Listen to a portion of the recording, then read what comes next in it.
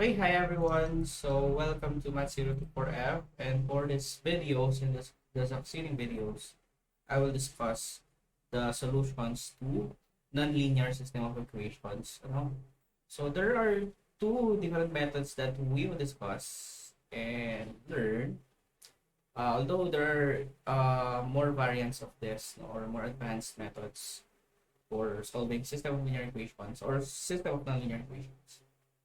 Okay, so let's start with the intended learning outcomes. What's happening? Okay, so the intended learning outcomes are the following. So demonstrate the principles of Newton-Raphson method for solving system of nonlinear equations using the Jacobi matrix. So the Jacobi matrix will be discussed on the next video. And then solve using successive substitution, or in other words, the fixed point iteration and the Newton-Raphson for solving system of two. No? So we will only limit our discussion into two nonlinear equations. Yeah.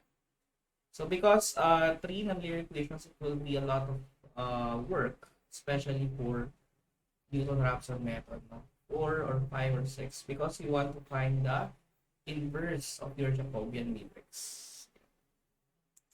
So the outline here, we only have two methods that we will discuss: the successive substitution and the Newton-Raphson. Okay, so for this video, we'll discuss the fixed point iteration. So given this two sets of us, or this two simultaneous equations, so a set of nonlinear equations, we can solve this using the fixed point iteration by solving explicitly the value of x1 in terms of itself, no? And the other variables. So we can write this function. So let's say this is your function. We can rewrite this as another function wherein we are solving for, let's say, x1. No? And then for the second function, we want to solve for the other function. So let's say we want to solve for x. No? And the representation of their solution will be the intersection between these two functions. So there are still cases that it might not converge, the first one, because we know that fixed point iteration is notorious for not converging most of the time. And then the second thing is that the nature of your nonlinear equations might not have an intersection, so therefore no solution. Okay. So how do we do this fixed point iteration? So let's say we have three equations, or three nonlinear equations. Then we can solve this by solving explicitly the value of, let's say, x1 as a function of the other variables. So for faster convergence, as soon as the new unknown is available, or the new approximation of the unknown is available, then we can utilize that already as another independent variable for our new iteration function. So that will be the same for x2. Let's say for this. So this will be used, not this one, but this one. And we'll use this one. Okay.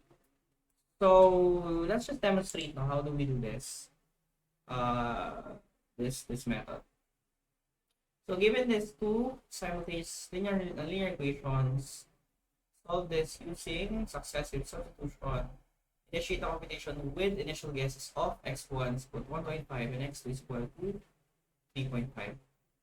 We have x1 squared plus x1, x2 is equal to 10, x sub 2 plus 3x sub 1, x sub 2 squared is equal to 57. So what should we do here first? No? So we have to first set up our iteration function. So this will be set up muna, no? So we want to solve for x1. There are different ways to do this, no? It might not converge, not the first try. So you can try different things, no? But what I will do here for the first equation, I will transpose this x1 and x2, so that this will be x1 squared is equal to, we have 10 minus x1 x2, right? So to solve for x1, we can find the square root of this equation. So therefore, we have an iteration function that looks like this. So using the Gauss-Seidel approach, if this is our current uh, approximation, this should be our previous, no? So previous values. And then for the second equation, how do we do this? So we want to solve for x2. So what I will use here is just this, no? Usually the one with the power is better to solve, no? Since it will approach much quicker. So I can transpose this x2 to the other side so that we have 3x1 x2 squared is equal to 57 minus x2. Sorry, minus x2. And then dividing this by, what should we divide this with? We can divide this by x1, no, 3x1. So this will be divided by 3x1. We have here over 3x1. And then for the square, we can find the square root. So x2 will be equal to the square root of 57 minus x2 over 3x1. So again, as soon as the new approximation is available, so x1 here will be the current variable, the current value, and then x2 will be the previous value. Okay, so we already set up the iteration functions. We can now tabulate our answers. No? So we start with the iteration. Start with, let's say, k is equal to 0. So we have an initial guess of x1, 1.5. Initial guess of x2 is 3.5. So another factor then for the convergence of the solution will be the initial guess, no? So if it is a little bit further away, it might not converge. It should be close to the solution. So again, the first iteration here, where's the calculator? So a calculator. So using the iteration function, we have let's say x1 na lang, no? X1 is just a, x2 is equal to b. Yeah. So we have square root of so this is in stat now, so mode 1. So square root of, we have 10 minus alpha a alpha b. So the previous value of a, so we have 1.5, okay, and then b is 3.5. So the first approximation is 2.1794. 2.1794. And then for the other equation, so we have square root of 57 minus x2. So x2 is b, and then 3x1, so alpha a. And then calc, so b here is x of 2. So we have 3.5, the most recent value. The most recent value of x of 1 is 2.1794. So we have 2.8605. 2.8605. So 2.8605. For the next iteration, so do this again. So as you can see, this is fast, no? To approximate this is quick. We have 2.8 so 8605. So 1.9406. So there is some oscillation, no? Nag-overshoot siya. 0.9406. For x2, substitute again. So b is 2.8605. Then 1.9406. So 3.0495. 0495. This again until, so we do not have a stopping criterion here, no? But the usual, we can just use the usual. So we use 4 decimal na lang, no? Decimals. So if it repeats at 4 decimals, then we will stop. Okay, so for x1, so we have okay, 1.9406 and 3.0495. So 2.024, 2.0204. And then the other one, so b is okay, and then 2.0204. We have 2.9834, 2.9834 for here. So again, calc 2.9834. So 1.9931. It is oscillating, no? It is not getting to the point. No? So there are some properties of fixed point iteration. Okay, 1.9931. We have 3.0057. 3.0057. Next iteration, sorry, that one. So calc and 3.0057. So 2.0023. So fifth iteration, 2.0023. We're getting closer, no? We're getting closer. Okay, so 3.0057, 2.0023. Okay, so 2.9981, 2.9981. And then again, back. So 2.0023, 2.9981. So 1.99, 2.999. Getting closer and closer.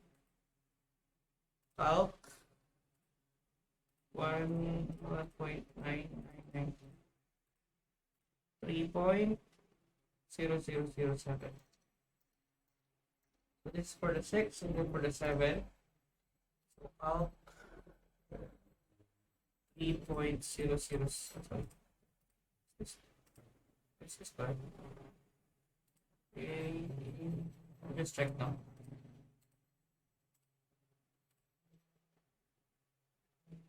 Ah, 3.007. Okay.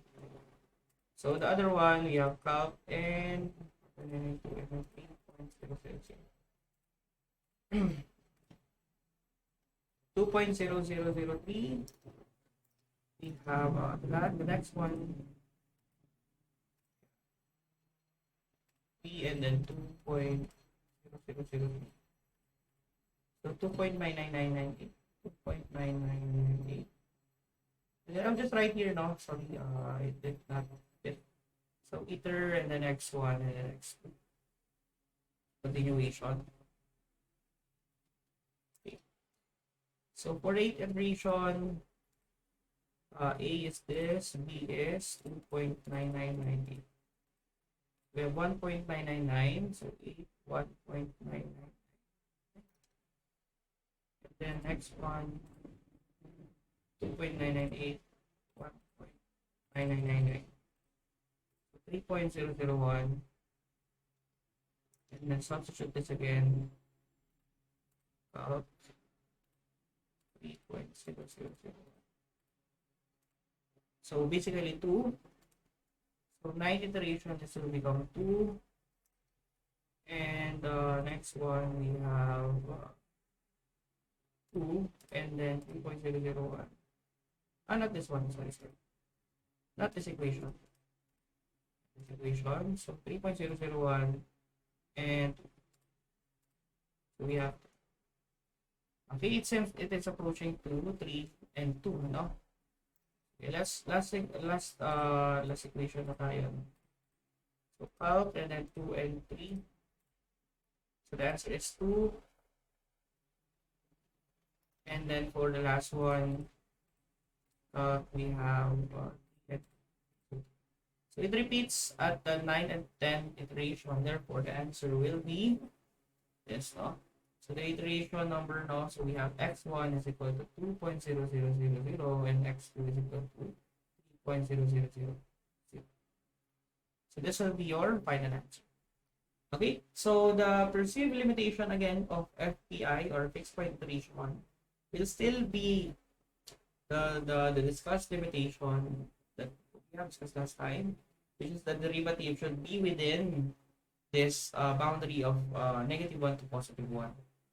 So you should write your iteration function effectively such that if we find the derivative of that within that point, then it should be just along the ranges of -1 and 1.